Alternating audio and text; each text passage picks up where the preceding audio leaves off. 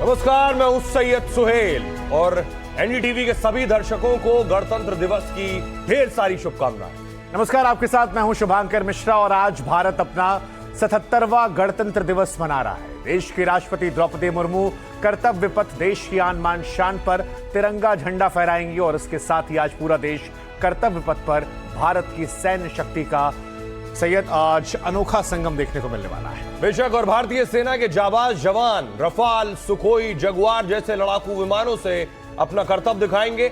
आज कर्तव्य पथ देश की सांस्कृतिक विरासत और सैन्य शक्ति की शानदार झलक यहां देखने को मिलेगी और गणतंत्र दिवस के मद्देनजर सुरक्षा के भी बेहद चाक चौबंद और पुख्ता इंतजाम किए गए। तस्वीरें आपके सामने हैं अलग अलग सालों की, जब प्रधानमंत्री नरेंद्र मोदी अलग लुक में नजर आए हैं। उनका साफा जो सबसे ज्यादा आकर्षण का केंद्र रहता है, उस पर सबकी नजरें और निगाहें रहती हैं और पूरा देश इस वक्त, और मैं कहूंगा देश ही नहीं पूरी दुनिया की नजर इस वक्त आज के दिन कर्तव्य पथ पर होती है, जो भारत की असली ताकत का भी मुजाहिरा होता है। देखिए सुहेल, आपको देखकर मुझे वो लाइनें याद आ गई जिसमें कहा गया था कि जो भरा नहीं है भावों से, जिसमें बहती रसधार नहीं, वो हृदय नहीं पत्थर है, जिसमें स्वदेश देश से प्यार नहीं। और ये तस्वीरें फिलहाल सभी को गौरवान्वित करती हुई। गणतंत्र दिवस के मद्देनजर सुरक्षा के भी आज बता दें कि पुख्ता इंतजाम किए गए हैं। पूरी दिल्ली को आज छावनी में तब्दील कर दिया गया है और 10,000 जवान ऐसे हैं जिन्हें तैनात किया गया है। 3,000 कैमरे से चप्पे चप्पे पर आज नजर जो है वो रखी जा रही है। और आज इस 77वें गणतंत्र दिवस के इस भव्य अवसर पर मैं और सुहेल दोनों आप सभी दर्शकों का हृदय से अभिनंदन करते हैं। ये तस्वीरें 2020, 2021, 2022, 23, 24, 25 और अब साक्षात हम और आप साक्षी बन रहे इस 2026 पर गणतंत्र दिवस का। इस मौके पर हमारे साथ बहुत खास मेहमान भी जुड़ेंगे और आपको कर्तव्य पथ भी लिए चलेंगे। कौन से मुख्य अतिथि हैं जो आज चीफ गेस्ट होने वाले हैं, कैसे कार्यक्रम की शुरुआत होगी, और न सिर्फ कर्तव्य पथ बल्कि देश के अलग अलग राज्यों से जो तस्वीर आएंगी, जहां मुख्यमंत्री खुद पहुंचेंगे, झंडा फहराएंगे अपने कार्यालयों में, अपने दफ्तर में। और उसके बाद देखिए ये दर्शक दीर्घा की तस्वीरें मैं आपको दिखा रहा हूं। ये कर्तव्य पथ जहां मेहमानों का आने का सिलसिला शुरू हो चुका है और हमारे साथ बहुत ही खास मेहमान जुड़ रहे हैं। हमारे साथ मेजर गौरव आर्या जुड़ रहे हैं, हमारे साथ कैप्टन श्याम कुमार, हमारे साथ ग्रुप कैप्टन अनुपम बनर्जी और कर्नल शैलेंद्र जुड़ रहे हैं। आप सबका बहुत बहुत स्वागत है। सर, आप सभी को गणतंत्र दिवस की बहुत बहुत शुभकामनाएं। आप हैं तो हम हैं, आपको देखते हैं तो सर खून में अपने आप रवानगी आ जाती है। मेजर गौरव आर्या, आपके लिए गणतंत्र दिवस का सर क्या मायने, मतलब पूरा देश तो इंतजार करता है, मैं जानना चाहता हूं जिसने यूनिफॉर्म पहनी है उसके लिए ये पैशन और ये उत्साह कैसा होता है? बहुत बहुत धन्यवाद सोहेल और आपके सारे दर्शकों को गणतंत्र दिवस की बहुत बहुत शुभकामनाएं। हम लोग कहते हैं the constitution has to be defended. Constitution लिखा है जिससे पूरा देश चलता है, लेकिन उसकी सुरक्षा वो किसके जिम्मे है? वो आर्म्ड फोर्सेस के जिम्मे है। वैसे तो सारे नागरिकों के जिम्मे है, लेकिन आर्म्ड फोर्सेस जब शपथ लेती हैं तो भारत के संविधान पे सब शपथ लेती हैं। इसीलिए हम लोगों के लिए आज का जो दिन है वो बहुत ज़्यादा स्पेशल होता है, बहुत ज़्यादा स्पेशल होता है, बहुत करीब है। That is why you see, आप देख सकते हैं स्क्रीन में किस तरीके से आप देखेंगे कि आर्म्ड फोर्सेस के जो कंटिंजेंट्स हैं वो मार्च कर रहे हैं और supreme commander of the armed forces, Bharat के राष्ट्रपति, उनको सलामी पेश कर रहे हैं। हमारे साथ कर्नल शैलेंद्र भी हैं। कर्नल शैलेंद्र, 140 करोड़ भारतीयों के लिए ये जो तस्वीरें हम दिखा रहे हैं ये क्या मायने रखती हैं एक फौजी के नजरिए से, अगर आप समझाएं तो? जय हिंद, नमस्कार शुभांकर। मैं आपको एक बात बताता हूँ बड़ी जिम्मेदारी की। सोहेल ने बोला कि खून में रवानगी आ जाती है। मैं चाहूँगा ये रवानगी 365 दिन आनी चाहिए, क्योंकि जिस तरीके से ये फौज मार्च कर रही है और ये रोज़ाना अपनी अपनी रेजिमेंट में मार्च करती है, कदम से कदम मिलाती है। और कदम से कदम मिलाने का मतलब क्या है? There is a discipline involve in that. मैं चाहूँगा आपके जो कैमरा टीम है, जिसको मैं कहूँगा टीम एनडीटीवी, आप सभी को गणतंत्र दिवस मुबारक हो। टीम इंडिया को गणतंत्र दिवस मुबारक हो। और मैं ये ज़रूर कहूँगा, हम 5 या 6 लोग नहीं हैं यहाँ, हम 140 करोड़ लोग इस परेड के साथ जुड़ रहे हैं। हम उस परेड का पार्ट हैं। वहाँ वो जो एक कदम चल रहा है, आप मान लीजिए मेरी बात, चाहे कोई इसको किसी तरह से ले ले, आप और मैं इस समय गणतंत्र दिवस का पार्ट हैं। हम दोनों, हम चारों 140 करोड़ लोग आज इस कर्तव्य पथ के ऊपर परेड कर रहे हैं दिल से। जी, ग्रुप कैप्टन अनुपम बनर्जी साहब, आज पूरी दुनिया भारत की ताकत कर्तव्य पथ पर देखेगी। ये हमारी ताकत सिर्फ सर ये सैन्य ताकत, सामरिक ताकत तो है ही है, विविधता क्या है हिंदुस्तान की वो भी यहां नजर आएगी। मेरा सवाल आपसे है कि सर हमने ऑपरेशन सिंदूर के वक्त असल में हमारी ताकत को देख लिया। मतलब मैं अगर कहूं कि हमारी जनरेशन के जो लोग हैं उन्होंने तो ऑपरेशन सिंदूर के वक्त ही ये ताकत देखी है कि हमारी सैन्य ताकत क्या है। ये जो हम आज डिस्प्ले करेंगे कर्तव्य पथ पर, ये भी हमें दिखाने के लिए कि और दुनिया को दिखाने के लिए कि हिंदुस्तान किस हद तक आत्मनिर्भर बन चुका है, चाहे डिफेंस सेक्टर में हो, और वो हमने पड़ोसियों को दिखाकर या कह दीजिए कि जिस तरह से उन्हें जवाब दिया है उससे भी पूरी दुनिया को बता दिया है सर। तो आप भारत की सैन्य ताकत को किस लिहाज से आंकते हैं आज के वक्त? हम एक बहुत लंबा सफ़र तय कर चुके हैं 1950 में जब हम रिपब्लिक बने थे, और Indian arm forces and India as a republic strength to strength grow किया है। सो मुझे लगता है ऑप सिंदूर एक प्रोसेस था जो 1965, 71, 1999 कारगिल और उसके बाद बालाकोट स्ट्राइक और ऑप सिंदूर में हमने ये डेमोन्स्ट्रेट किया है कि किस हद तक एनिमी को हम जब वो हमारे तरफ बुरी आंख नज़र से देखे हम किस हद तक उसको डिकैपेसिटेट कर सकते हैं। तो मुझे लगता है ये कंटिन्यूअस प्रोसेस है। ये रिपब्लिक डे के दिन हमारे लिए एक रिमाइंडर है कि हम कहाँ से शुरू किए थे, किस मकसद के साथ ये हमारे जो गणतंत्र है ये शुरू किए थे। इक्वालिटी, जस्टिस, हमारे जो ग्रोथ का सपना, वर्ल्ड का एक टॉप पावर बनने के लिए जो हम पहले थे बहुत अरसे पहले, हमारा राइटफुल प्लेस फिर से एक्वायर करने के लिए हम सबको एक रिमाइंडर है कि इधर हम सोल्जर है, हम किसी भी फील्ड में हैं, हम सब कंट्रीब्यूट करें तो हमारे देश जरूर वो जगह पे जाएंगे जहाँ पे हम माफ बिलोंग करते हैं। ग्रुप कैप्टन साहब आपको रोक रहा हूं, ये तस्वीरें दर्शकों को हम दिखा रहे हैं। शुभांकर, अगर ये तस्वीरें हम कंटिन्यू करें प्रधानमंत्री नरेंद्र मोदी की, प्रधानमंत्री नरेंद्र मोदी का जो साफा है ये हर बार खबर बनता है।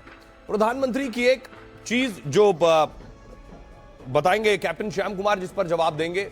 सर, प्रधानमंत्री बिना वजह कुछ नहीं करते। अगर ये तस्वीरें देखिए आप, 2015, 16, 17, 18, 19, 20, 21, 22, 23, 24 सब में उनके साफे अलग हैं।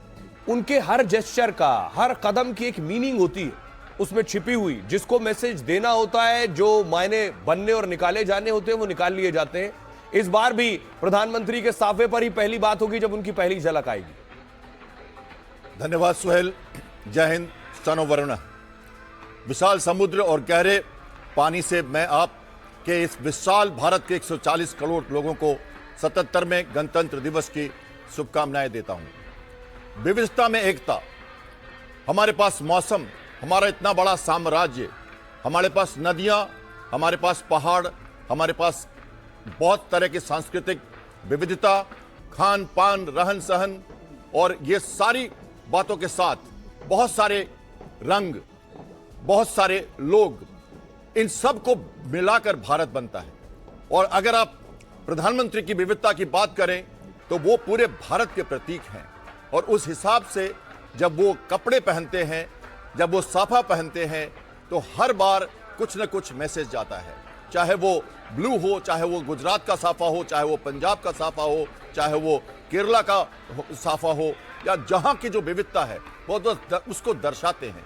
तो भारत के जो लोग हैं, आत्मनिर्भर भारत, वंदे मातरम के थीम के साथ, सांस्कृतिक झांकियों के साथ, सेना की काबिलियत के साथ, जो आज का दिन जो संप्रभुता को समर्पित होता है, हमारे शहीदों को समर्पित होता है, हमारे डेमोक्रेसी को समर्पित होता है, उसकी ये शान बान को दिखाने का तरीका हमारे जो प्रधानमंत्री हैं वो अपने मनोबल से विश्व को देते हैं।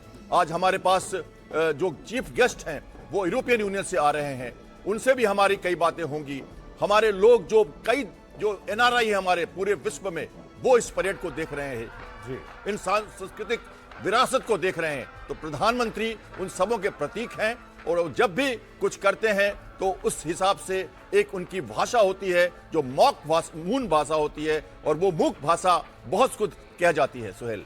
मेजर गौरव आर्या, आज का दिन और ज्यादा विशेष हो जाता है क्योंकि हम आजादी के राष्ट्रमंत्र की 150वीं वर्षगांठ ही मना रहे हैं। वंदे मातरम के 150 गौरवशाली साल जो है वो मेजर गौरव आर्या पूरे हो चुके हैं, तो ये लम्हा और कितना ज्यादा खास हो जाता है। और जिस तरीके से सर ने जिक्र किया कि हमारे जो चीफ गेस्ट हैं उनकी भी जड़ें बताया जा रहा है कि भारत की मिट्टी से जुड़ी हुई है। जी देखिए, जहाँ तक वंदे मातरम की बात है, और कोई भी ऐसा राष्ट्र का प्रतीक हो जो 100 साल से भी ऊपर, आप कह रहे हैं 150वां साल है, तो जाहिर सी बात है कि हम जितना इसको याद रखेंगे, जितना इसको रिपीट करेंगे, वो चीज़ उतनी मजबूत हो जाएगी। कोई भी पेड़ हो, कितना भी फलदार हो, उस पेड़ में पानी देना बहुत आवश्यक होता है। तो ये वैसा ही है कि वंदे मातरम है, अब हम याद करेंगे और फिर से 150 साल तक, और फिर 150 साल, और फिर 150 साल, ये चीज़ चलती चली जाएगी। तो आई think that is why it's very important, बहुत ज़रूरी है कि हम याद रखें हमारे राष्ट्र के चिन्ह, हमारे राष्ट्र के प्रतीक, जिसमें से काफ़ी जो चिन्ह हैं, प्रतीक हैं, उनमें से one of the most important जो है वो वंदे मातरम है। तो वंदे मातरम को 150 साल पूरे हुए हैं और इसी थीम पर गणतंत्र दिवस है। और इस बीच आपको सीधे लिए चलता हूं राजस्थान के मुख्यमंत्री भजन लाल जी ने आज तिरंगा फहराया है। भजन लाल शर्मा ने परेड की सलामी ली है। सीधी तस्वीरें आपको दिखाऊंगा। मुख्यमंत्री भजन लाल शर्मा, ये तस्वीरें आप देख रहे हैं राजस्थान से।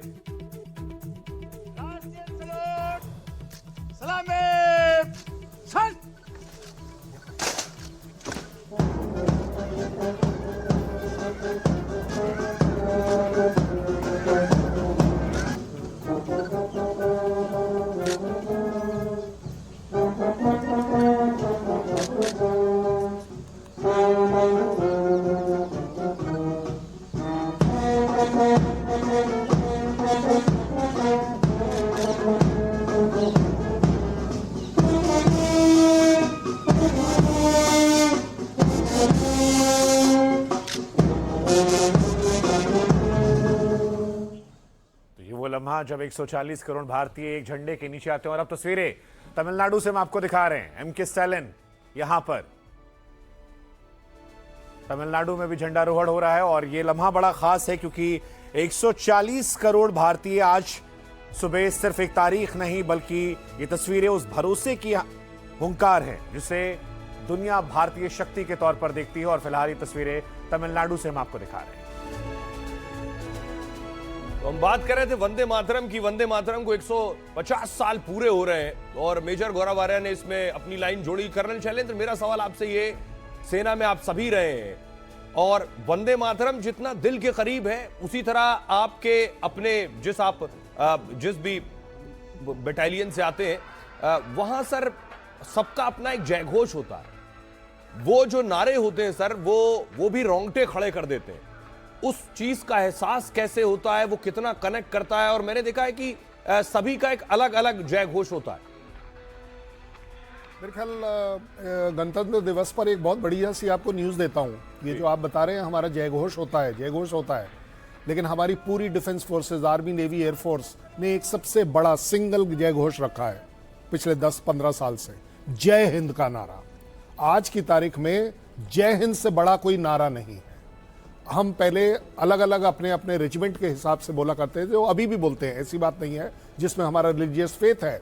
और अब पूरा कॉमनैलिटी एक ये आई है कि देयर इज ओनली वन जय हिंद। आज आप ये जो परेड अलग अलग स्टेट में देख रहे हैं, आपको क्या लग रहा है कि राष्ट्रगान वहां अलग अलग बज रहा है, अलग अलग लैंग्वेज में बज रहा है?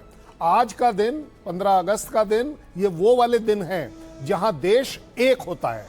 और मैं बड़े प्राउडली कह सकता हूं इसकी शुरुआत एक तरीके से भारत ने करी, जहां पर आज आप देख रहे हैं कि हर चैनल पर हर पॉलिटिशियन, हर एडमिनिस्ट्रेटिव ऑफिसर आजकल जय हिंद पहले बोलता है, क्योंकि जय हिंद से बड़ा कोई नारा नहीं। और एक छोटी सी बात और बता दूं, बनर्जी सर ने कुछ बोला, आप लोगों ने नोटिस नहीं किया। उन्होंने कहा कि भारत किस हद तक जा सकता है। वो पता है क्या बोल रहे हैं? किसी भी हद तक जा सकता है ऑपरेशन सिंदूर। आज के बाद ऑपरेशन सिंदूर होने के बाद कोई हद रही नहीं है। 316 kilometre is only a figure. किस दिन ये आगे बढ़ेगी, किस दिन ये कम होगी, ये ऑपरेशन सिंदूर आप एज अ पॉलिटिकल हायरार्की, आप एज आवाम अपनी पॉलिटिकल हायरार्की के साथ एक इच्छा शक्ति रखेंगे। कहां तक मारना है आप बताइए, हम आपको मार के दिखाएंगे। और आज का दिन इसीलिए मैं कह रहा हूं आप सबके लिए और ज्यादा इंपॉर्टेंट है। 77 साल हम लोगों ने इसको एंजॉय किया है। आज के बाद क्योंकि हमें 2047 की तरफ जाना है, अब हमें जो करना है वो कुछ और है। 77 साल के दिन और 77 साल की रातें गिननी शुरू करो। हर दिन हर रात हमारे लिए इंपॉर्टेंट है। ये मार्च अपने दिल में रखो। We are marching for a new India. जय हिंद इंडिया। ग्रुप कैप्टन अनुपम भी हमारे साथ है। सर, आज से 150 साल पहले गुलाम भारत में क्रांति का प्रतीक बना था, मशाल जलाई थी वंदे मातरम ने। आज 150 साल बाद जब हम 77वां गणतंत्र दिवस मना रहे हैं, मायने कैसे बदल जाते हैं गणतंत्र दिवस की, चुनौतियां कैसे बदल जाती हैं इस वंदे मातरम की, क्योंकि तब परेशानियां अलग थी, तब गुलाम भारत था, लेकिन आज आस पड़ोस में बड़ी परेशानियां हमारी हैं। तो आज वंदे मातरम से हम कैसे प्रेरणा ले सकते हैं जब 150वीं उसकी वर्षगांठ है? वंदे मातरम जो संगीत है बंकिम चंद्र चटर्जी ने लिखे थे आनंद मठ के लिए, और उसमें जो देश माँ के जो छवि है, जैसी वो गाना आप सुनते हैं, उसको हर पंक्ति जब आप समझते हैं तो आपके सामने जो छवि आता है वो है हमारे भारत। और ये जो संगीत था, ये हमारे जो क्रांतिकारी थे जो उस टाइम में फ्रीडम फाइट में जुड़े हुए थे, उनके लिए एक संजीवनी मंत्र जैसा था। और आज 150 साल हो गया और इस संगीत का जो इफेक्ट है वो आज तक भी कम नहीं हुआ। सर ने जय हिंद के नारा बोले थे, ये जय हिंद के नारा भी पहली बार दिया गया था आज़ाद हिंद फौज में, जो नेताजी सुभाष चंद्र बोस जिनके जन्मदिन 23 जनवरी को था। वो एक पहला आर्म्ड स्ट्रगल था जब किसी ने आंख पे आंख उठा के ब्रिटिश एम्पायर की तरफ देखा और बोला कि हम भी आपके साथ एज अ डिफेंस फोर्स लड़ सकते हैं। क्या वो दिन थे। और वंदे मातरम वो नारा है जो आज भी जब भी गूंजता है, जब भी बोला जाता है, वो संगीत जब भी आता है, हमारे अंदर जो देश प्रेम है वो फिर से जागरूक हो जाता है।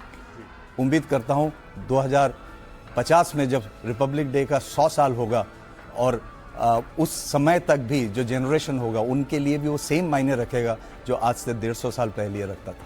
तो सर मुझे लगता है और ज्यादा नजदीक होगा ये वंदे मातरम, और ज्यादा गहरे मायने आ जाएंगे तब तक, क्योंकि जैसे हालात हैं। हम सीधे आपको लिए चलते हैं ग्राउंड पर। हमारी सहयोगी तेजश्री की जरा रिपोर्ट देखिए, किस तरह से सुरक्षा बंदोबस्त किए गए।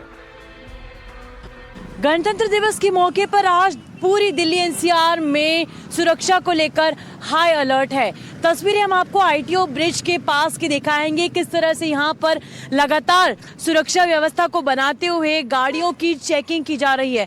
आप देख सकते हैं कि किस तरह से यहाँ पर ट्रैफिक मूवमेंट जो है वो भी बेहद स्लो है, लेकिन यहाँ पर मेरी बाईं ओर दिखाइए कि किस तरफ यहाँ पर गाड़ियों को रोका जा रहा है, गाड़ियों की नंबर प्लेट देखी जा रही है, साथ ही साथ पूरी गाड़ियों को स्कैन किया जा रहा है और उसके बाद ही मुख्य मार्गों की तरफ आगे के लिए जाने दिया जा रहा है। किसी वाहन और व्यक्ति पर शक होने पर उनकी तलाशी भी ली जा रही है। और ठीक ऐसे ही चेकिंग अलग अलग इलाकों में दिल्ली एनसीआर में हो रही है। इसके अलावा राजधानी में, लुटियंस दिल्ली में, जहां पर हाई सिक्योरिटी एरियाज हैं, जो सेंसिटिव एरियाज हैं, वहां पर PTZ कैमरे भी लगाए गए हैं, जिनकी मदद से दूर तक निगरानी रखी जाएगी। दिल्ली के प्रमुख रेलवे स्टेशन, मेट्रो, बस अड्डे और भीड़ भाड़ वाली जगहों पर, बाजारों में भी सुरक्षा बढ़ा दी गई है। और साथ ही साथ जो मोस्ट वांटेड क्रिमिनल्स हैं, आतंकी हैं, उनकी भी तस्वीरें कई जगहों पर लगाई गई हैं। फेशियल रिकॉग्निशन तकनीक का इस्तेमाल भी किया जा रहा है, जिससे जो संदिग्ध हैं उनकी पहचान बेहद आसानी से हो सके। इस वक्त हम तस्वीरें जो आपको दिखा रहे हैं वो यही बता रही हैं कि किस तरह से यहाँ पर फिर चाहे वो पब्लिक ट्रांसपोर्ट भी क्यों ना हो, उनकी भी चेकिंग पूरी तरह से की जा रही है। प्राइवेट गाड़ियों की तो चेकिंग की ही जा रही है। और इसी तरह की सुरक्षा व्यवस्था पूरे दिल्ली एनसीआर में आपको देखने को मिलेगी जब आप नोएडा से दिल्ली की तरफ आगे बढ़ेंगे। कैमरा पर्सन गोपाल प्रजापति के साथ एनडीटीवी इंडिया के लिए तेजश्री पुरंदरे। सुरक्षा व्यवस्था को लेकर ये रिपोर्ट जो है ये हमारी सहयोगी की तरफ से आप देख रहे थे, लेकिन सैयद, प्रधानमंत्री नरेंद्र मोदी ने, शुभांकर, एक ट्वीट किया है, दर्शकों को जरा दिखाएं। पीएम मोदी ने संस्कृत में ये ट्वीट किया है, ये आपकी टीवी स्क्रीन पर। देशस्याभ्युदयः कुतः अतः स्वातंत्र्यमाप्तव्यमैक्यं स्वातंत्र्य साधनम। जो देश पराधीन या परतंत्र है उसका विकास संभव नहीं है, अतः स्वतंत्रता और एकता को अपना साधन बनाकर ही राष्ट्र की प्रगति सुनिश्चित की जा सकती है। A nation that is dependent or under subjugation cannot progress. Therefore, Only by adopting freedom and unity as our guiding principles can the progress of the nation be ensured.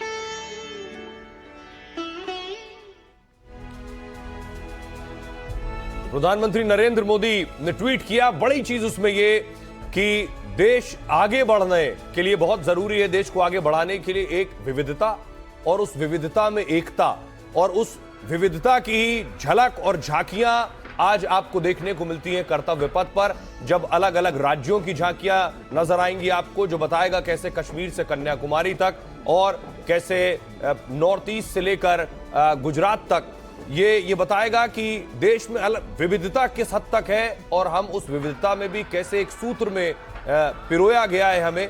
ये ही हमारी पहचान है और यही हमारी खासियत है। मेजर गौरव आर्या, ये जो डाइवर्सिटी, भारत की जो डाइवर्सिटी है, मुझे नहीं लगता दुनिया के किसी और मुल्क में इस तरह की विविधता मिलती है, और यही हमारी पहचान भी है और यही हमारी ताकत भी है। बिल्कुल, आपने सोहेल बिल्कुल ठीक बोला, यही पहचान भी है और यही हमारी ताकत भी है। जब विदेशी पर्यटक आते हैं कभी कभी पहली बार, तो भारत को समझने में इतना वक्त लगता है, क्योंकि हर कहते हैं कि 30-40 किलोमीटर बाद भाषा बदल जाती है, खान पान बदल जाता है, सब कुछ बदल जाता है। और भारत को कहा जाता है कि बहुत कॉम्प्लेक्स एक देश है, मैं कहता हूं बहुत सोफिस्टिकेटेड एक देश है, क्योंकि इसको आप अपनी सेना में भी एहसास करते, बहुत अलग अलग जगह से आपके साथी होते हैं और सबका रहन सहन अलग, सबकी प्रेयर्स अलग, लेकिन उसके बाद सब एक साथ एकजुट होकर एक तरह से प्रेयर भी करते हैं। एक बार वो फौज में आ जाएं और एक बार वर्दी पहन ली उन्होंने, फिर सब एक जैसे हो जाते हैं। हाँ, उनकी मान्यताएं प्राइवेट लाइफ में अलग अलग हो सकती हैं, लेकिन एक समानता है इंडियन आर्मी में कि सब भारत माँ के बेटे हैं, बेटियां हैं। वो कहीं से भी, किसी भी जाति, किसी भी धर्म के हों, उससे कोई फर्क नहीं पड़ता। लेकिन एक बार वो सेना में आ गए, then you exist to serve India. फिर आपका वही बन जाती है, आपकी पहचान वही बन जाती है कि आपको माँ भारती की सेवा करनी है। ग्रुप कैप्टन अनुपम, प्रधानमंत्री ने ट्वीट किया कि हमारी डाइवर्सिटी को लेकर कि इसी में हमारी एकता है। आप कैसे से देखते हैं, क्योंकि आप वायुसेना से आते हैं, इसी स्टूडियो की बात की जाए तो थल सेना भी यहाँ मौजूद है, वायुसेना के लोग भी मौजूद है, लेकिन सब उस तिरंगे के नीचे एक भारतीय हो जाते हैं। इस ट्वीट की आप व्याख्या कैसे करते हैं आज प्रधानमंत्री के? ये ट्वीट हमारे जो देश का जो भित्ति है, जिसके ऊपर हम बने हैं, उसका एक एक्सप्रेशन है। और कितनी सुंदरता से ये संस्कृत, जो हमारे मदर लैंग्वेज है सारे इंडियन लैंग्वेजेस का, उसमें किया गया है। क्योंकि अगर आप आगे बढ़ना चाहते हैं तो आपको पीछे का हिस्ट्री भी याद करना पड़ेगा, क्योंकि आपको हिस्ट्री आपको बताता है कि एक 5000 साल पुराना सभ्यता है और हम कोई अपस्टार्ट नेशन नहीं है। हमारे जो इंस्पिरेशन वो ड्रॉ करते हैं, जो हमारे पूर्वजों ने हमें सिखाया। और संस्कृत वो भाषा था जिसमें बहुत सारे हमारे जो सिविलाइजेशन के किताबें वो लिखे गए हैं। और आज समय आ गया है जब हम आगे बढ़ रहे हैं टेक्नोलॉजी के साथ, वो जो हमारा पुराना जो इतिहास है उसको ना भूले, उसे लेसन्स ले और आगे बढ़े। तो मुझे लगता है एक ट्वीट एक बहुत टाइमली रिमाइंडर है कि फ्रीडम और यूनिटी, ये जो भीत है, इसके ऊपर ही हमें आगे बढ़ना है। और इसके ऊपर शिक्षा और इकोनॉमी जो है हमें बढ़ाते जाना है, और हमें वो जगह पे जाना है जहाँ पे हम बिलोंग करते, टॉप 3 या टॉप नेशन समडे होपफुली। और आपको ग्राउंड पर लिए चलते हैं, हमारे सहयोगी भी ग्राउंड पर मौजूद हैं, क्योंकि कर्तव्य पथ पर लगभग 10,000 दर्शक मौजूद होंगे इन ऐतिहासिक तस्वीरों को अपनी आंखों में कैद करने के लिए, इस क्षण के गवाह बनने के लिए। प्रदीप दत्ता की रिपोर्ट देखिए जरा ग्राउंड जीरो से।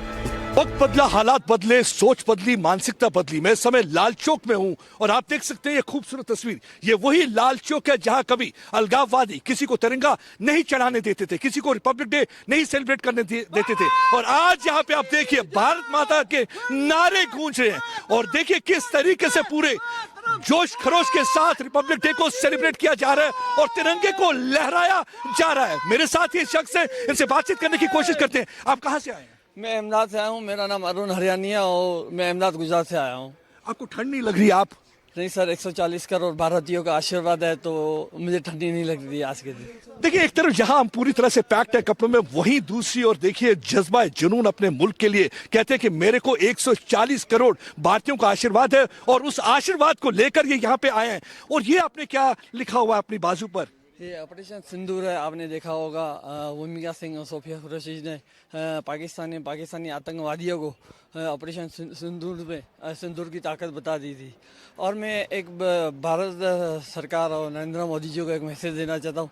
आज का जो युवा है वो सपने नहीं देखता है, हकीकत देख रहा है। यहाँ पर कभी तिरंगा लहराना फहराना एक चुनौती होती थी और आज का युवा में 2022 से लगातार यहाँ पर मैं तिरंगा लहरा रहा हूँ।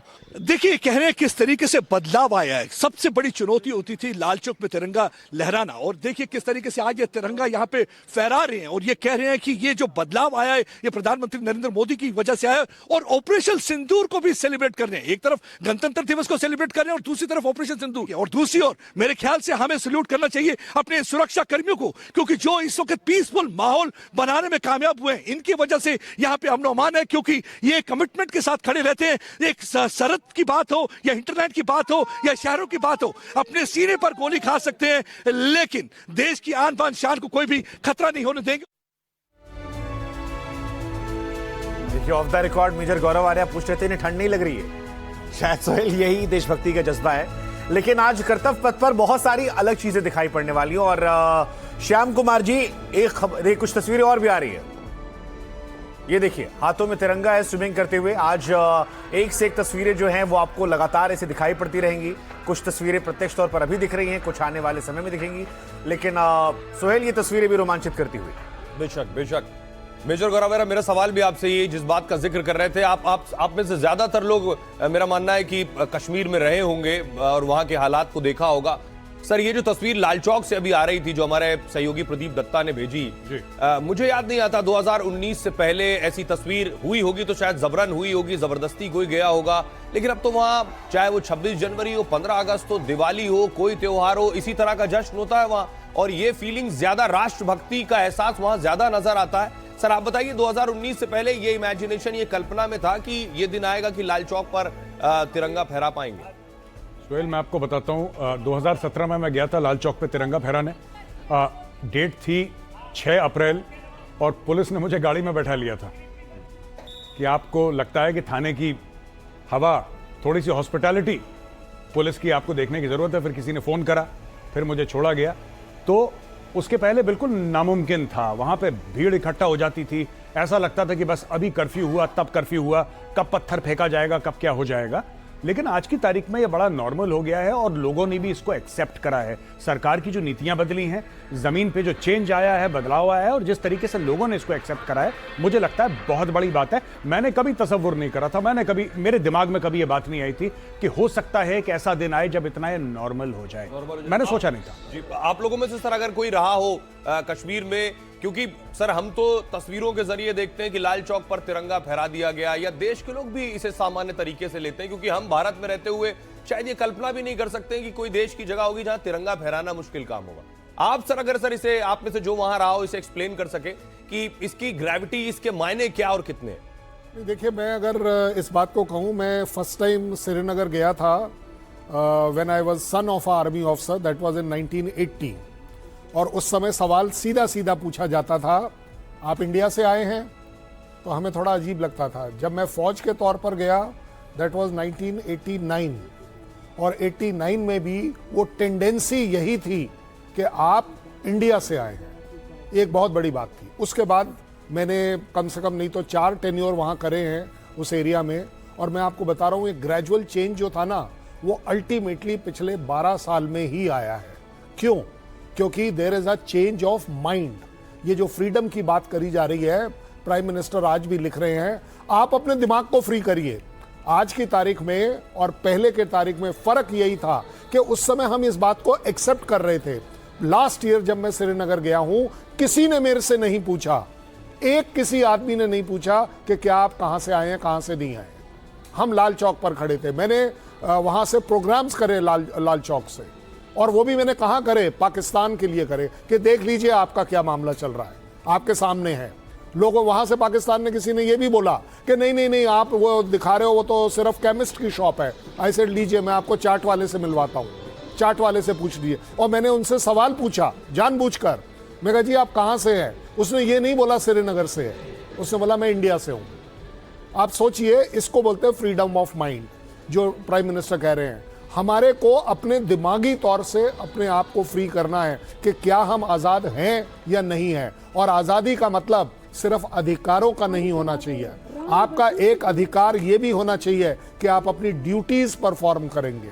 आप वन वे ट्रैफिक नहीं ले सकते। श्रीनगर में सबसे बड़ा चेंज जो पिछले 10-12 साल में आया है वो ये है कि हम सभी 140 करोड़ लोगों ने अपने दिमाग में फ्रीडम लाई है। श्रीनगर हमारा है, JNK हमारा है, हम वहां जाएंगे, हम वहां रहेंगे। और वहां के लोगों ने ये चीज देखी है। और अब आज देखते हैं, आज कोई ये नहीं कहता कि मैं श्रीनगर से हूं, वो बोलता है मैं इंडिया से हूं। फिर उसको पूछना पड़ता है कि कहां से है, तब वो बोलता है मैं JNK से हूं।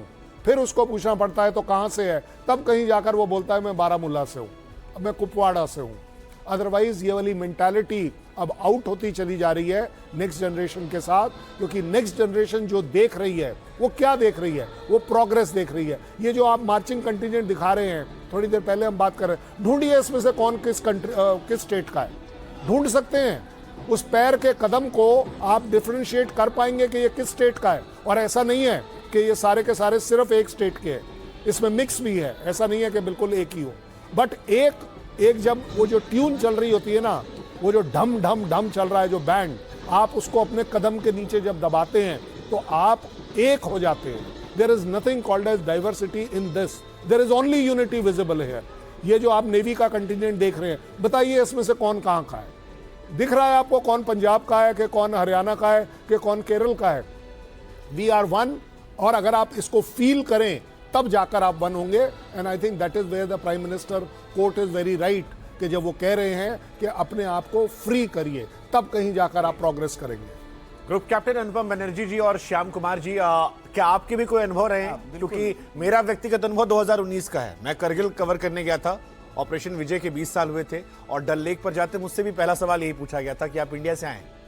बट थैंकफुली लास्ट ईयर जब हम गए थे तो रात को 12 बजे भी हम लाल चौक पे घूम रहे थे। मेरे लिए पर्सनली एक बहुत ही इंपॉर्टेंट चीज़ है कि क्योंकि मैंने ज़िंदगी में पहली बार 1986 में फाइटर एयरक्राफ्ट डल लेक के किनारे बैठ के देखे थे।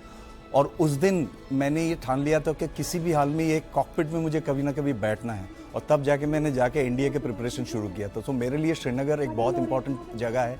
1999 का कारगिल वॉर में मैं एक्टिवली पार्टिसिपेट किया था।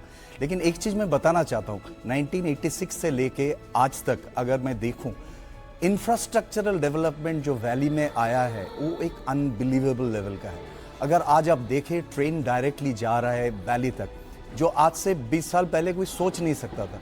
कनेक्टिविटी जब आप देश के साथ करें, आप आज देश के किसी भी हिस्से में चले जाइए, आप केरला में चले जाइए, आप देखेंगे वहाँ पे कश्मीरी लोगों की दुकान है, स्टूडेंट्स देयर, मेडिकल स्टूडेंट्स।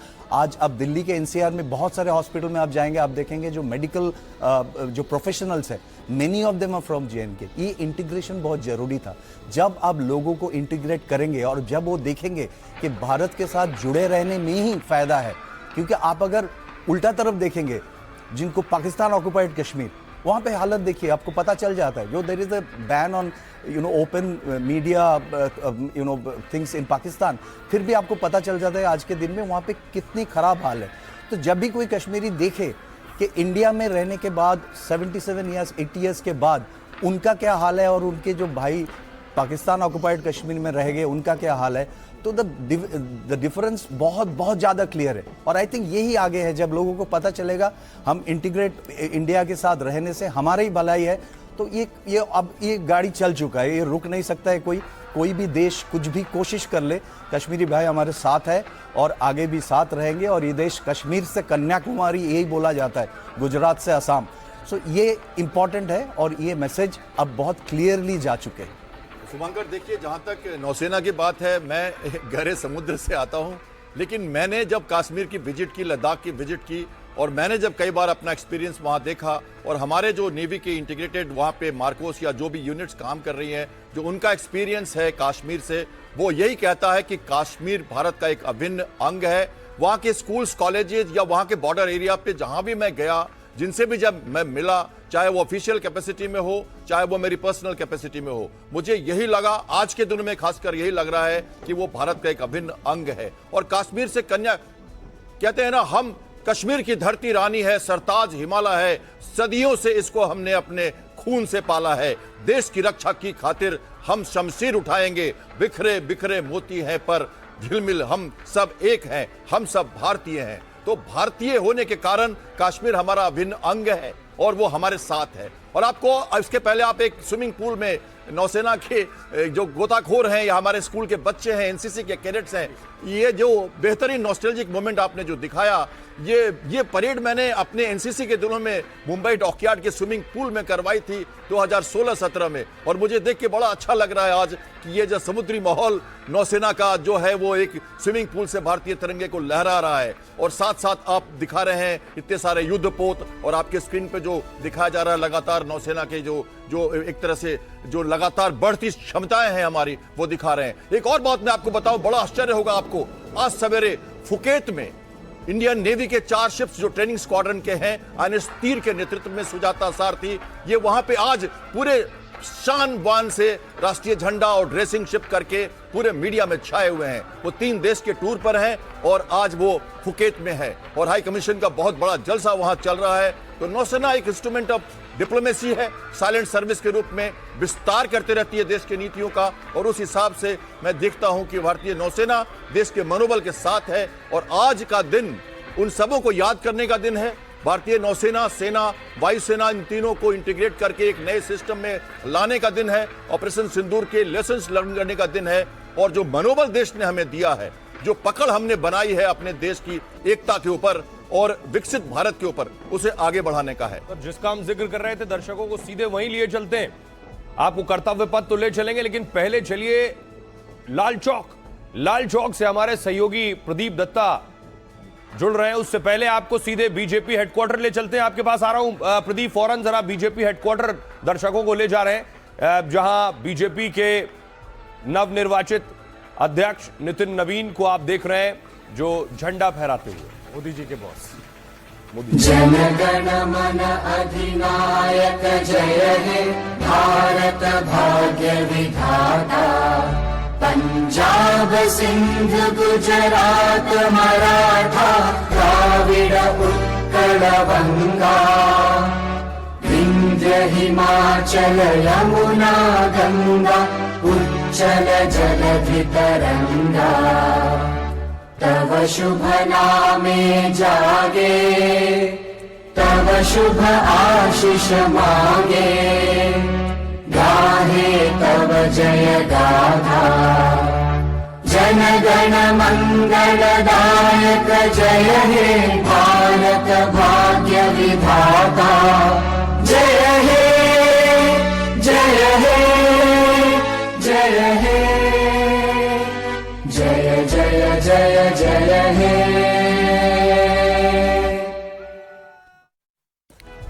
तस्वीरें बीजेपी हेडक्वार्टर की आप देख रहे हैं और बीजेपी अध्यक्ष नितिन नवीन ने ध्वजारोहण किया है। और इस तस्वीर के साथ आपको अब लिए चलता हूं लाल चौक, जहां से हमारे सहयोगी प्रदीप दत्ता इंतजार कर रहे हैं। उनके साथ कुछ लोग भी हैं लाल चौक पर। प्रदीप, अगर मेरी आवाज आ रही है, वहां की तस्वीरें, आपकी रिपोर्ट, हमने शानदार रिपोर्ट देखी, वहां अगर लोग मौजूद हैं, अगर आप उनसे बात कर सके, वहां का एहसास क्या है प्रदीप? वहां खड़े होने के बाद आप लंबे वक्त से, दशकों से रिपोर्टिंग कर रहे हैं सर, और वहां का इस वक्त जो आप फील कर पा रहे हैं, उसे जरा एक्सप्लेन करें। मैं बिल्कुल बदलाव देख रहा हूं, क्योंकि सवाल एक पूछा जाता है कि ऑपरेशन सिंदूर कितना कामयाब और इफेक्टिव था। उसके लिए आपको किसी रॉकेट साइंस की जरूरत नहीं है, इनके चेहरों की मुस्कान बयान करेगी कि किस तरीके से ऑपरेशन सिंदूर की सक्सेस हुई है। क्योंकि ये वो वक्त था जब पहलगाम के बाद यहाँ पे जितने भी सैलानी थे, ये कश्मीर छोड़कर चले गए थे। लेकिन एक बार फिर से आप देख सकते हैं जगह जगह से लोग यहाँ पे लाल चौक में गणतंत्र दिवस को सेलिब्रेट करने के लिए आए हैं। क्या कहना चाहेंगे आज के दिन? मैं एक गाना सुनाना चाहती हूँ। सुनाइए। दिल दिया है जान भी देंगे ऐ वतन तेरे लिए, हर दिया है जान भी देंगे ऐ वतन तेरे लिए, हर करम अपना करेंगे ऐ वतन तेरे लिए, दिल दिया है जान भी देंगे ऐ वतन तेरे लिए। एक वक्त था यहाँ पे जब अलगाववादी चाहते थे कि कोई भी झंडा ना फहराए, लेकिन आज आप देख सकते हैं कितना जोश खरोश है और यहाँ पे ऑलरेडी तिरंगे ही तिरंगे लोगों के हाथों में आपको नजर आएंगे। इनसे भी बातचीत करते हैं, जानना चाहेंगे क्या कहना चाहते हैं। कितना अच्छा लग रहा है लाल चौक में? बहुत अच्छा लग रहा है। और जो आतंकवादियों का एक मंसूबा होता है कि दहशत फैलाना, लेकिन ये तिरंगा जो लहरा रहा है ये भारत की अखंडता का सूचक है कि किसी भी हालत में जो भी व्यक्ति भारत की अखंडता के खिलाफ आवाज उठाएगा उसे इसी तरीके से मुंह तोड़ जवाब दिया जाए जैसे कि मई में ऑपरेशन सिंदूर से दिया गया है। और कितना खुश महसूस आप कर रहे हैं? बहुत अच्छा लग रहा है, इस बारे में बहुत अच्छा लग रहा है। 77 रिपब्लिक डे बनाया जा रहा है, उसमें हम बहुत खुशी हो रही है यहाँ पे आके श्रीनगर में। आप क्या कहना चाहेंगे आज के दिन? हम यहाँ पर आके बहुत गर्व महसूस कर रहे हैं कि हम जो कश्मीर आने से डरते हैं, हम आज कश्मीर आए हैं। हम सभी भारतवासियों को ये मैसेज देना चाहते हैं कि हमारी सेना और हमारे यहाँ के स्थानीय लोग भी सब हमारी सुरक्षा के लिए यहाँ तैनात है। आप आइए और कश्मीर में अपनी जो भी पर्यटन की गतिविधियां करिए, इसमें कोई शंका वाली बात नहीं है। पूरी सेना और पूरे स्थानीय लोग हमारे संपर्क में। जहां एक तरफ कर्तव्य पथ पर आज आप देखेंगे कि एयरफोर्स का फॉर्मेशन जो है वहां पे शोकेस किया जाएगा, वहीं दूसरी ओर आप देख सकते हैं ये मुस्कुराते हुए चेहरे और देखिए इनका कॉन्फिडेंस लेवल, ये बताता है कि किस तरीके से ऑपरेशन सिंदूर के दौरान भारत ने उनके टेरर ठिकाने को ध्वस्त कर दिया था। जी, एक सवाल आपसे था, कश्मीर सुरक्षित हो गया है, ये आपकी तस्वीरों से हमने देख लिया, लेकिन क्या कश्मीरी भी 26 जनवरी के अवसर पर किस तरह शामिल हुए हैं? क्योंकि आप वहां लगातार मौजूद हैं, आप बता रहे हैं कि दुकानों पर तिरंगा जो है फहराया जा रहा है। कश्मीरी जो हैं, जो कुछ साल पहले पूछते थे कि आप इंडिया से आए हैं, आज जब उनकी दुकानों पर तिरंगा फहर रहा है, वो किस तरह से शामिल हो रहे हैं?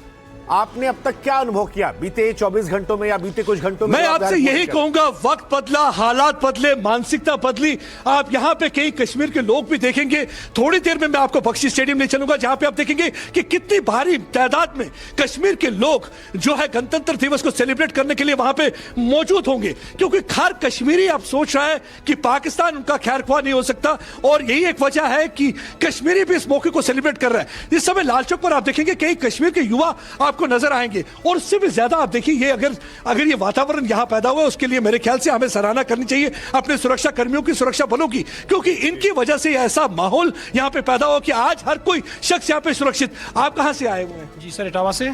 अच्छा, कैसा लग रहा है आपको? बहुत अच्छा सर। लाल चौक में कैसा लग रहा है? बहुत अच्छा लग रहा है। वैसे तो आपने गणतंत्र दिवस बाकी जगह पे किए होंगे सेलिब्रेट, लेकिन लाल चौक क्यों अलग लग रहा है? बिल्कुल प्रदीप, माफ कीजिएगा, आपको रोक अच्छा रहा हूं, महसूस आपके पास कर रहे हैं। आऊंगा। मैं भी दर्शकों को बिहार लिए चलता हूं, वहां भी ध्वजारोहण होने जा रहा है। हमारे सहयोगी रमन वहां मौजूद हैं।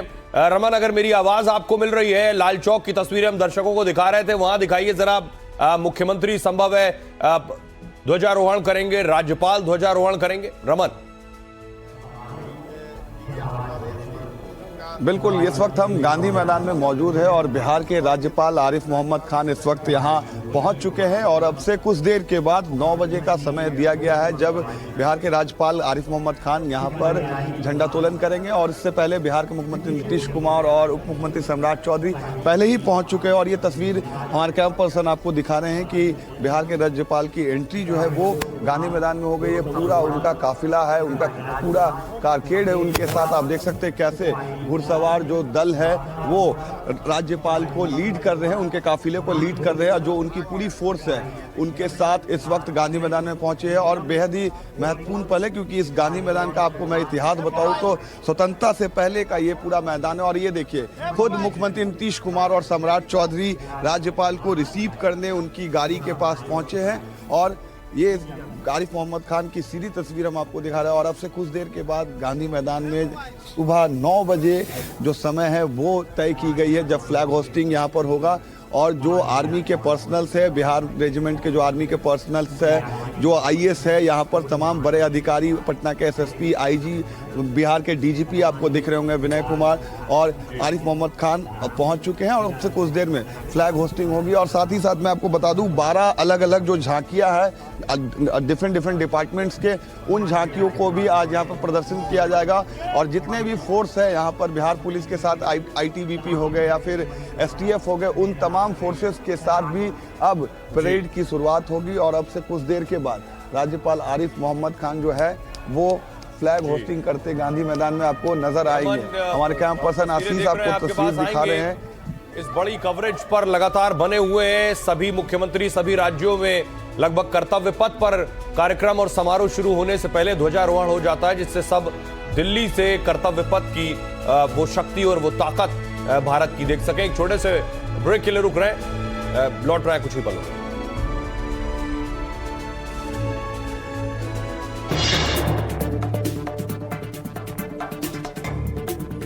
आज देश मना रहा है 77वां गणतंत्र दिवस। कर्तव्य पथ पर दुनिया देखेगी भारत के शौर्य, साहस और संस्कृति गाथा।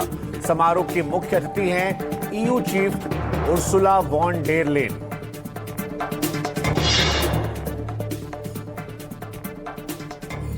दस 10,000 जवान, 3,000 कैमरे और एआई तकनीक से निगरानी। गणतंत्र दिवस पर किले में तब्दील दिल्ली, देश भर में सुरक्षा के पुख्ता इंतजाम।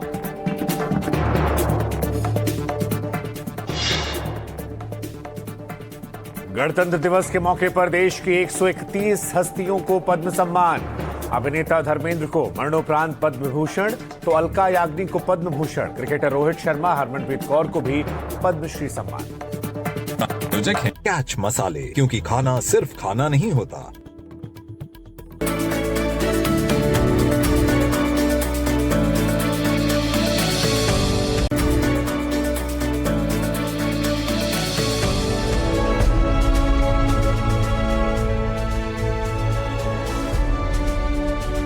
ब्रेक के बाद आपका स्वागत है। सबसे बड़ी कवरेज और सबसे खास मेहमानों के साथ आज भारत अपना 77वां गणतंत्र दिवस मना रहा है। देश के आन मान शान कर्तव्य पथ पर आज की ताकत का एक बार फिर प्रदर्शन होगा। और आपको बता दें कि 140 करोड़ भारतीयों के अटूट भरोसे के हुंकार है। भारत की शक्ति का लोहा आज एक बार फिर पूरी दुनिया देखने वाली है।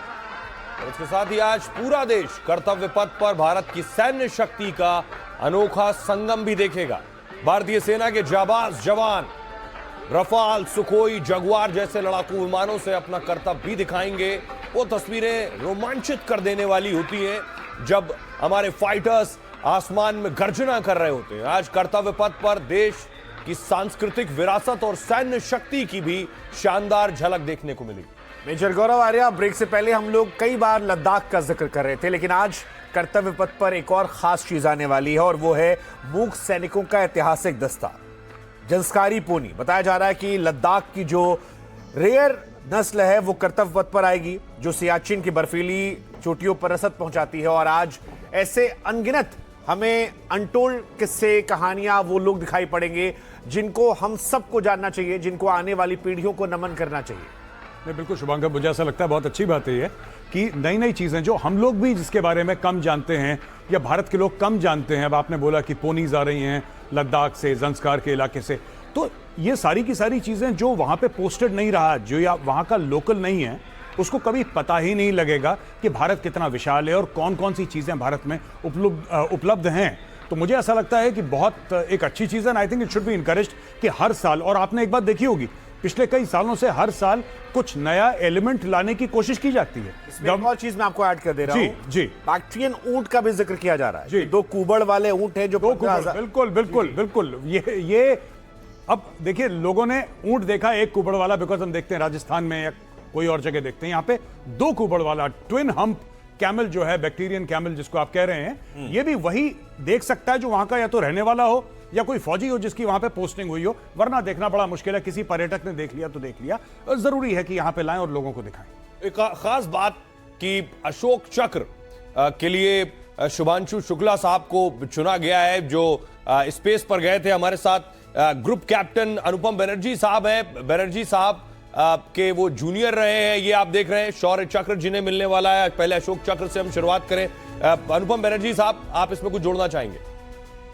जी, group captain Shubhanshu Shukla was my cadet in NDA, और मैं बहुत ही गर्व के साथ बताना चाहता हूं कि वो पहली बार जब हवाई जहाज में बैठे थे और कॉकपिट में उड़े थे तो मैं उनका इंस्ट्रक्टर था। और मेरे लिए आज बहुत ही ज़्यादा गर्व का दिन है, क्योंकि जब आपका स्टूडेंट आगे बढ़ के देश का नाम रोशन करता है, आपको लगता है कि ये आपका ही एक कामयाबी है।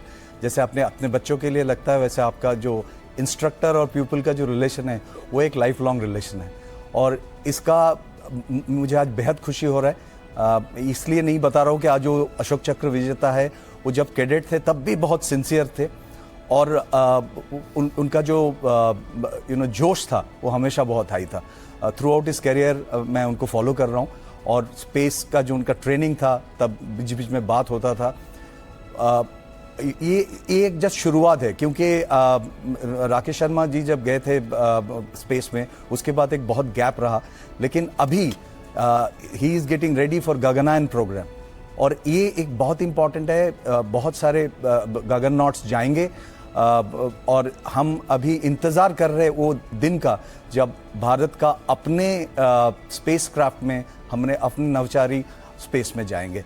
तो शायद ये एक रिकॉग्निशन खाली एक शुरुआत है, और इस मोमेंट से ऑलरेडी हम स्पेस में बहुत आगे बढ़ चुके हैं, लेकिन मैन्ड स्पेस मिशन के साथ हम एक दूसरे और इस सफलता को ले जाएंगे। आप इस बात को पूरा रखिए सर, लेकिन फिलहाल उत्तर प्रदेश चलते हैं, क्योंकि मुख्यमंत्री योगी आदित्यनाथ जो हैं वो भी गणतंत्र दिवस पर इस वक्त नजर आ रहे। तस्वीर हम आपको दिखा रहे हैं। तस्वीर आप देख रहे हैं, उत्तर प्रदेश के मुख्यमंत्री योगी आदित्यनाथ ने ध्वजारोहण किया है 77वें गणतंत्र दिवस के मौके पर।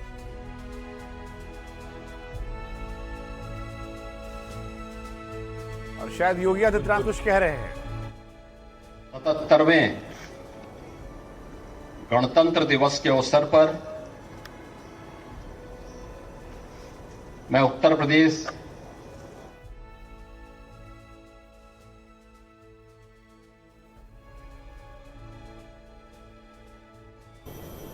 योगी आदित्यनाथ की तस्वीरें इस वक्त आप देख रहे हैं उत्तर प्रदेश से।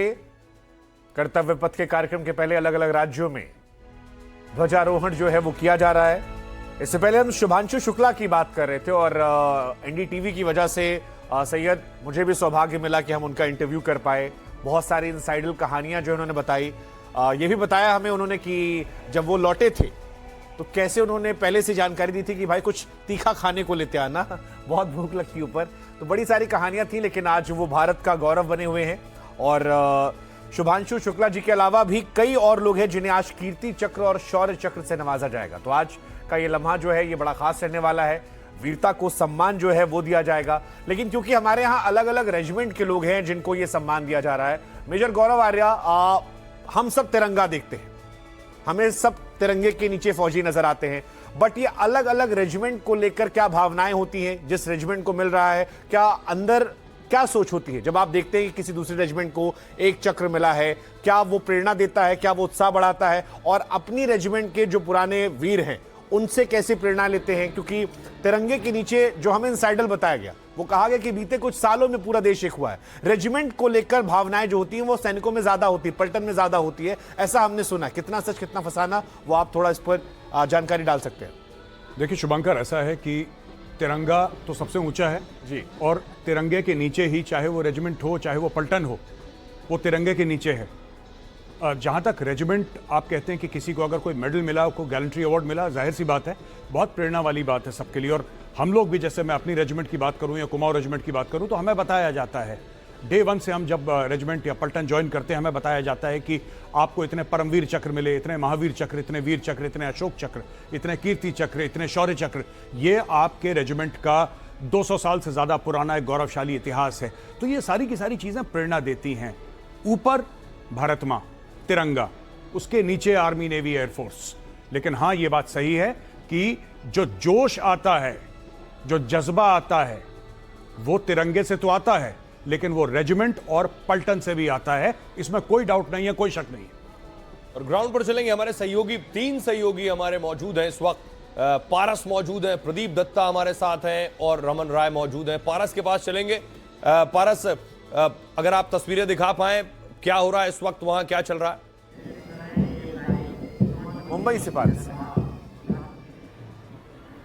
जी बिल्कुल सोहेल, आज बहुत महत्वपूर्ण दिन है। 77वां गणतंत्र दिवस भारतीय मना रहे हैं, और मुंबई का शिवाजी पार्क मैदान, ये मैदान वैसे ही बहुत प्रख्यात मैदान है, और इस मैदान में बहुत सारी ऐसी चीज़ें होती हैं जो बहुत सारी अच्छी चीज़ें जो हैं इस मैदान ने देखी हैं। उनमें से जो ये पारंपरिक परेड होती है वो सबसे अच्छी परेडों में से एक मानी जाती है। इसके दृश्य जो होते हैं वो बहुत ज़्यादा खूबसूरत होते हैं। अगर आप तस्वीरों में अभी देखें तो जो परेड की तैयारी है वो की जा रही है, है। कुछ ही देर में महाराष्ट्र के जो राज्यपाल हैं सीवी राधाकृष्णन वो यहाँ पर पहुंचेंगे, उसके बाद ध्वजारोहण करेंगे और उसके बाद जो है ये पूरी परेड शुरू होगी। अगर आप परेड की तस्वीरें देखें तो जो पारंपरिक बैंड है वो यहाँ पर है, ये मुंबई पुलिस का पारंपरिक बैंड है, उसकी धुन पे ये परेड जो है वो पूरी शुरू होती है। साथ ही साथ सीआरपीएफ के जवान यहाँ पर मौजूद है, होमगार्ड के जवान यहाँ पर मौजूद है, मुंबई पुलिस के जवान मौजूद हैं, मुंबई ट्रैफिक पुलिस के जवान मौजूद हैं। और अगर आप झांकियाँ देखें तो ये जो झांकियाँ बनाई गई हैं वो बेहद ज़्यादा खूबसूरत बनाई गई है। और ये फायर ब्रिगेड के जवान हो या फिर अगर आप दूर तस्वीरों में देखें तो ब्रह्मोस मिसाइल हो, हमारे जो फाइटर जेट्स हैं वो इन झांकियों में बनाए गए हैं। तो ये बड़ी सुंदर तस्वीरें होती हैं और ये पारंपरिक जो परेड होती है वो हर साल यहाँ पर की जाती है। कुछ देर में परेड शुरू होगी। जैसे ही महाराष्ट्र के राज्यपाल यहाँ पर पहुंचेंगे, तकरीबन 9:30 का समय दिया गया है, तब यहाँ पर पूरा कार्यक्रम शुरू होगा। मगर बेहद सुंदर तस्वीरें जो है वो हर साल यहाँ पर होती हैं।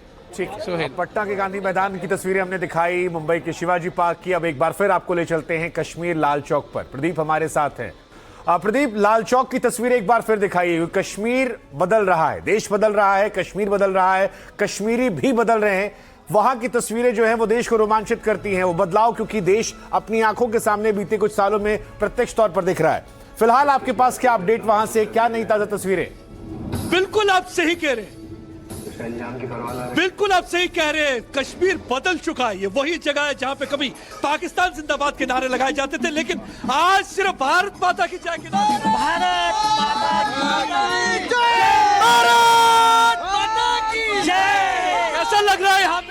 बहुत अच्छा लग रहा है सर, बहुत अच्छा। कहाँ से? मैं लाल चौक से हूँ। क्या कैसा लग रहा है आज का दिन? बहुत अच्छा लग रहा है। क्या कहना चाहते हैं उन लोगों को जो कभी इधर तिरंगा नहीं लगाने देते थे? नहीं, तिरंगा हमारी शान है, जान है हमारी। हम तिरंगे के लिए अपनी जान भी देंगे।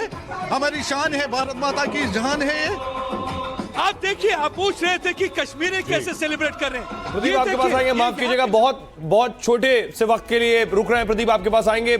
यूपी के सीएम कुछ बोल रहे हैं। हरेक संस्था को, हरेक नागरिक को, हरेक मंत्रालय और विभागों को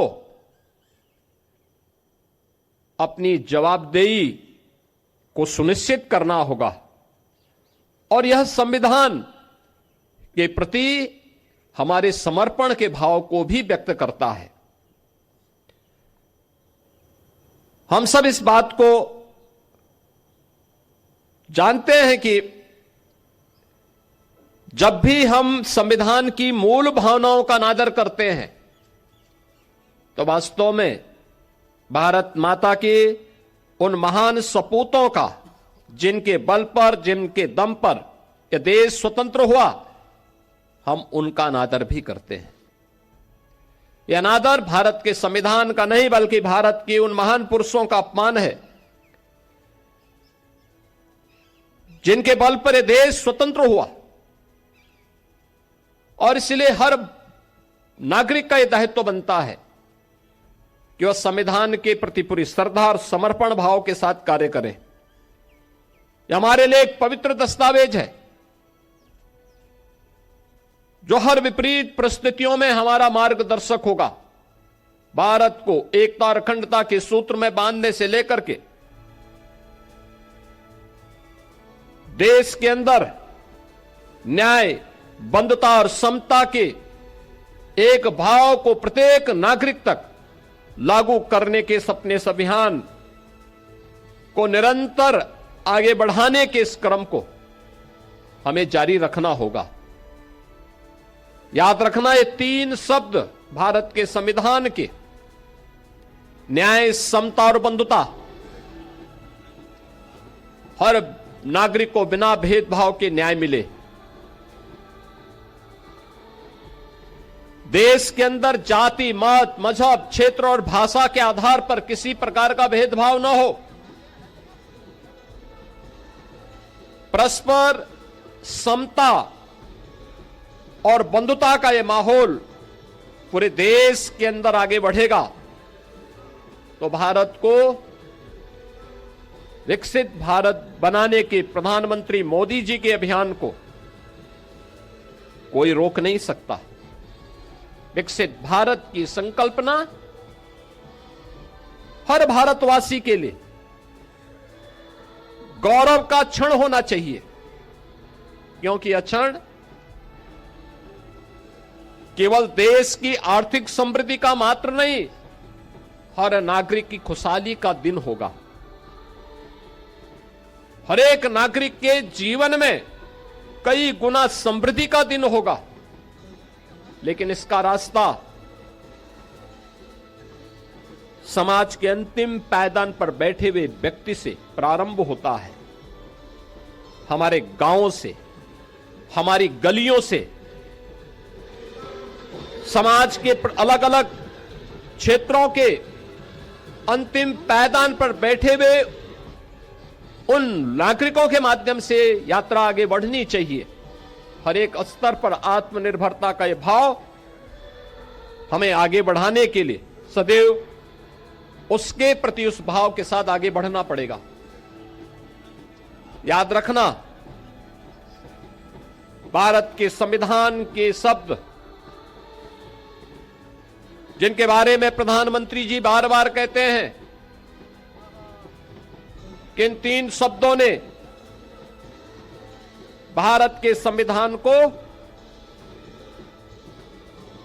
दुनिया के सबसे बड़े लोकतंत्र के रूप में भारत को स्थापित करने में सबसे बड़ी भूमिका का निर्वहन किया है। आजादी के पूर्व देश को सामाजिक रूप से तोड़ने के लिए, विभाजित करने के लिए अनेक दुष्चक्र प्रारंभ हुए थे। कुछ लोगों ने क्षेत्र के आधार पर, कुछ लोगों ने भाषाई आधार पर, कुछ लोगों ने जातीय आधार पर देश को विभाजित करने के अनेक षड्यंत्र रचे थे। लेकिन वे सभी षड्यंत्र अधिक दिनों तक टिक नहीं पाए। जब भी संविधान के मूल भाव को कमजोर करने की साजिश होती है तो आप इस बात को देखते होंगे कि कहीं ना कहीं से इस सुगबुगाहट भी शुरू हो जाती है, जो सुगबुगाहट वर्तमान में उन भावों को कमजोर करता है जो न्याय के सिद्धांतों के विपरीत हो।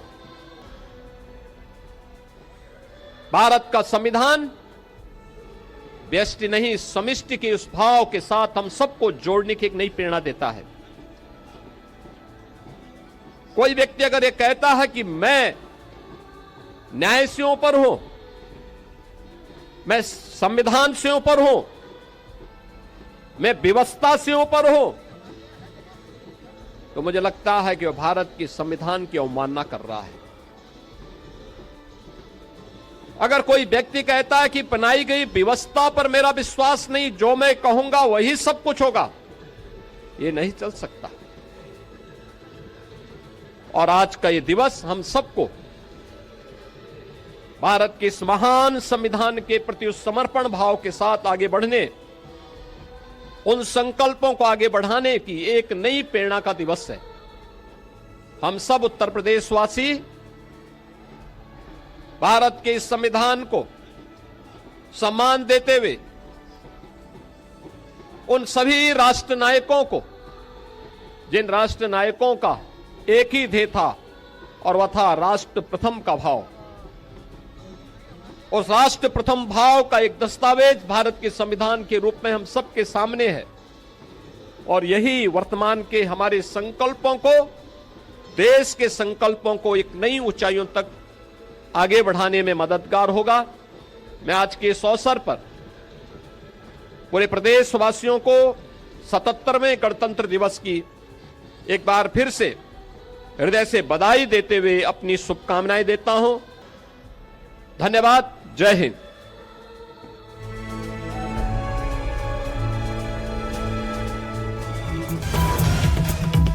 सीएम योगी आदित्यनाथ को आप सुन रहे थे। संविधान के प्रति आस्था रखें, धर्मनिरपेक्षता के साथ काम करना होगा।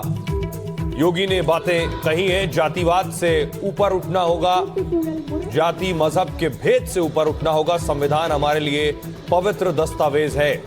संविधान के संरक्षक भारत का हर नागरिक है।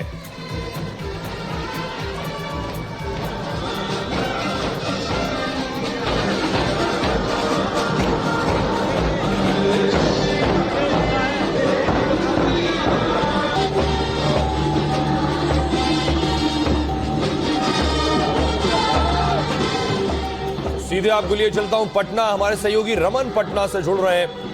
रमन, हमने तस्वीरें देखी कि राज्यपाल ने वहां ध्वजारोहण किया है, इस वक्त क्या चल रहा है? रमन के पास चलेंगे, उनसे दोबारा संपर्क करने की कोशिश करेंगे। हमारे साथ खास मेहमान इस स्टूडियो में मौजूद है। मेजर गौरव आर्य, मैं आपसे जानना चाहूंगा और आप सभी से जानना चाहूंगा, सर जब हम छोटे थे तो सुबह उठकर बैठ जाते थे टीवी के सामने, परेड देखना एक अलग क्रेज होता था। सर, फौजियों को जब वो परेड देखते हैं तो उन्हें क्या चीज सबसे ज्यादा लुभाती है? वैसे तो पूरी परेड ही सबको लुभाती है और आकर्षण का केंद्र होती है, आपके लिए सर क्या चीज थी मुझे ये देखना है? देखिए, मैं तो ऑनेस्टली बताता हूं, मैं तो मिलिट्री परेड के तौर पे इसको देखता हूं, जबकि ये मिलिट्री परेड इसका एक हिस्सा है। इसमें और झांकियां भी होती हैं स्टेट की, इंस्टीट्यूशंस की, लेकिन मुझे जो सबसे ज्यादा पसंद है वो है कि जब आर्मी, नेवी और एयरफोर्स के या फिर जो आपकी पैरामिलिट्री फोर्सेस यहाँ सीपीओज हैं, ये सब जब मार्च करते हैं टैंडम में एक साथ आप इनके हाथ देखेंगे, किस तरीके से कदम इनके बढ़ते हैं, ये देखने में एक बहुत मन में सुकून सा, एक शांति, एक you feel a great sense of pride, a great sense of honor। जी, मुझे लगता है जो बात आप कह रहे हैं मैं भी इससे इत्तेफाक रखता हूं, शायद शुभांकर भी ये बात मानेंगे। ये जो सर लयबद्ध तरीके से ये जो मार्च होता है, ये इतना लुभाता है, इतना आकर्षित करता है कि कैसे सबके हाथ एक साथ चल रहे हैं, कदम एक साथ चल रहे हैं, कैसे मुमकिन है? और वो सर जो कलर निकल कर आता है उसके साथ, वो बहुत मोहित करता है। सर अगर उधर कैप्टन शैलेंद्र कुछ बोलना चाह रहे हैं। जी सोहेल, आपने बोला जब आप छोटे थे, आज भी आप छोटे हो, आप परेड देख रहे हो, आज भी आप परेड देख रहे हो। सबसे बढ़िया आपने बोला वो जो कदम से कदम मिल रहा है, ये कदम से कदम और हाथ से हाथ नहीं मिल रहा है, ये दिल से दिल मिला हुआ है। इस दिल के अंदर वो जो ड्रम बीट है वो ऐसे बजती है कि अगर शुरुआत में एक कदम इधर उधर हो जाता है ना, वो अपने आप कवर अप हो जाता है, आपको करने की जरूरत नहीं होती है, आपके अंदर ये पैदा हो जाता है। आपने अभी सीएम साहब की बात बोली ना, रिलीजन से related, there is only one religion. इस परेड से सीखिए, आर्मी, एयरफोर्स, नेवी में there is only one religion, and वो रिलीजन है देश। देश से बड़ा कोई रिलीजन है ही नहीं। आपने बात करी थी पलटन की, मैं आपको एक बड़ा छोटा सा एग्जाम्पल दे रहा हूं कि पलटन के ऊपर कितना जिम्मेवारी होती है हिस्ट्री की, क्योंकि अवार्ड्स की आपने बात करी। अरुण खेत्रपाल सर के टैंक का क्या नाम है? उसका नाम आई थिंक इज फार्म गुश्ता वो सेंचुरियन टैंक है जिससे उन्होंने वो 7 एनिमी टैंक्स को तोड़ा था। वो फार्म गुश्ता लेकर आई थिंक 17 पूना हॉर्स आज भी पूरी दुनिया घूम रही है, जहां जाते हैं वो उसको लेकर जाते हैं, और जो रेजिमेंट में आता है वो सबसे पहले वहां खड़ा होता है। ये जिम्मेवारी है। मैं आपको बड़ी जिम्मेदारी की एक स्टेटमेंट दे रहा हूं, फौजी आदमी अपनी नाम नमक निशान के लिए लड़ता है सबसे पहले, उसके लिए अपनी पलटन का नाम इतना इंपॉर्टेंट हो जाता है कि वो इम्पॉसिबल को भी पॉसिबल कर पाता है। जहां से इम्पॉसिबिलिटी सोची जाती है वहां से आई थिंक फौज शुरू करती है, एंड कहाँ करती है वो पाकिस्तान को पूछ लीजिए, वो समझा देंगे आपको ज्यादा अच्छे लैंग्वेज। तस्वीरें दर्शकों को हम दिखा रहे हैं, महाराष्ट्र की तस्वीरें आप देख रहे हैं। देवेंद्र फडणवीस ने ध्वजारोहण किया है, उस वक्त की तस्वीरें हैं। सभी राज्यों की अगर आप देखेंगे, यूपी के सीएम योगी आदित्यनाथ को आपने देखा, नीतीश कुमार को देखा, अभी इस वक्त देवेंद्र फडणवीस को आप देख रहे हैं। सब कर्तव्य पथ पर समारोह शुरू होने से पहले आप देखिए राज्यों में ध्वजारोहण हो जाता है, उसके बाद सब एक साथ इस कर्तव्य पथ पर जो हमारी सामरिक और विविधता की जो ताकत है और झांकियां हैं उसे देखते हैं। हमारे साथ दूसरे मेहमान जो है वो कुछ कहना चाह रहे थे। जी सर। जी सुहेल, जैसा कदम की बात की तो आप सब जानते हैं जितने भी हमारे बैंड है भारतीय नौसेना के, सेना के, वायुसेना के, वो एक कदम से कदम मिलाया जा, खुशी के गीत गाया जाए, जिंदगी है कौम की तो कौम पे लुटाया जाए, जरूर करते हैं। और मैं आपके अवार्ड्स की बात कर रहा था, पलटन की बात करें, अपने रेजिमेंट्स की बात करें, तो एक आपने कहा स्वर्गीय धर्मेंद्र जी को पद्म विभूषण मिला, 70 से ज्यादा गैलेंट्री अवार्ड मिले। एक अपनी बात पूरी कर लीजिए, एक बार बता दिए गुजरात की तस्वीरें। सावधान! आज क्योंकि लगातार अपडेट्स आ रही है इसलिए माफ कीजिएगा, आपको रुकना ही पड़ रहा है। तस्वीरें क्योंकि बहुत महत्वपूर्ण हो जाती हैं। फिलहाल ये तस्वीरें गुजरात की। जी सर, इन तस्वीरों के साथ साथ अपनी बात पूरी कीजिए सर। जी, तो मैं कहना चाह रहा था दर्शकों को जानने की जरूरत है, और शायद कई लोग जानते हैं कि एक ऑर्डर ऑफ प्रेसिडेंस है। जैसे आप कहते हो पद्म भारत रत्न, तो सबसे बड़ा सिविलियन और जो मिलिट्री अवार्ड है उसका एक ऑर्डर ऑफ प्रेसिडेंस है वो बड़ा मजेदार है। भारत रत्न हुआ, उसके बाद परमवीर चक्र, फिर अशोक चक्र, उसके बाद पद्म विभूषण, उसके बाद आता है पद्म भूषण, और उसके बाद सर्वोत्तम युद्ध सेवा मेडल, परम विशिष्ट सेवा मेडल, महावीर चक्र, वीर चक्र, और इसके बाद आता है पद्मश्री। तो ये है हमारा सिविल और मिलिट्री जो मेडल्स है उसका एक ऑर्डर ऑफ प्रेसिडेंस जो कई बार लोग नहीं जानते। और आप देखते होंगे कई बार सिविलियंस को भी हमें डिस्टिंग्विश्ड जो आर्मी जो मिलिट्री मेडल्स है वो भी मिलते हैं, और कई बार मिलिट्री पर्सनल को भी सिविलियन अवार्ड मिलते हैं। तो इनका एक ऑर्डर ऑफ प्रेसिडेंस जो प्रेसिडेंशियल प्रोक्लेमेशन के हिसाब से बना है, जिसे हम कई बार भूल जाते हैं। तो हमें ऑर्डर ऑफ प्रेसिडेंस भी याद कराना आज दर्शकों को कि जो मेडल्स हैं उनकी कितनी गरिमा है, उनका कितना महत्व है, और वो हमारे सीने पे जब लग के आगे बढ़ते हैं हम और उनको अपने बलिदान के साथ समर्पित करते हैं, तो हमें लगता है कि हम देश के लिए कुर्बान हैं, समर्पित हैं और अपनी संप्रभुता, अपने झंडे की रक्षा के लिए हमेशा तैयार हैं। जी, और ये दर्शकों को हम दिखाएं, हम जिस सेट पर बैठे, बहुत से लोग जो दिल्ली नहीं आए हैं, जो कर्तव्य पथ पर नहीं गए हैं, उन्हें अगर हम बताएं तो ये जो आप देख रहे हैं इंडिया गेट, मेजर गौरव है, ये इंडिया गेट से ही जो सीधा रास्ता जाता है सीधे रायसीना हिल्स पर जहां राष्ट्रपति भवन है। ये जो रास्ता इंडिया गेट से रायसीना हिल्स तक जाता है, इसके बीच का जो रास्ता है यही कर्तव्य पथ है, और यहीं पर ही परेड होती है, मार्च होता है, यहीं देश की ताकत भी देखने को मिलती है गणतंत्र दिवस के मौके पर। और मेजर गौरव है इसमें ज्यादा जोड़ सकेंगे कि जो हमारा पहला जो परेड हुआ था वो इरविन स्टेडियम पर हुआ था, जो अभी ध्यानचंद स्टेडियम है। जी जी, पढ़ा तो मैंने यही है ठीक कि वहां पे हुआ था, लेकिन अब कर्तव्य पथ पर होता है। और लेकिन सोहेल, अगर आपकी अनुमति हो तो मैं वापस जो आपने पहले पूछा था कहना चाहता हूँ। एक बहुत जिसको कहते हैं ना उमंग, जब हम देखते हैं, और कोई ऐसा फौजी नहीं है जो अपने रेजिमेंट के दस्ते को ना खोज रहा हो उसमें। अब वो तो टर्न बाय टर्न होता है क्योंकि सारे के सारे एक साथ तो नहीं कर सकते हर साल, लेकिन कोई ऐसा नहीं है तो अपने रेजिमेंट के कंटिंजेंट को ना खोज रहा हो। और एक स्पेशल उमंग आती है जब आप देखते हैं कि हाँ, मैं उस रेजिमेंट का हूं, मैं कुमाऊं का हूं, वहां पे कुमाऊं रेजिमेंट अगर मार्च कर रही है, there is a special feeling of pride. थोड़ा सा 5 किलो खून बढ़ जाता है कि मेरी रेजिमेंट जा रही है। एक इमोशन है उसके साथ जुड़ा हुआ, and it is all about emotion.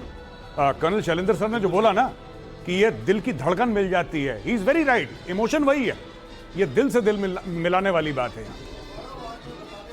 जी जी, मैंने बोला था आपको, मैंने बोला था, हाँ यही जी। Artillery will be there today, marching on that Kartavya Path, and I am very proud of that.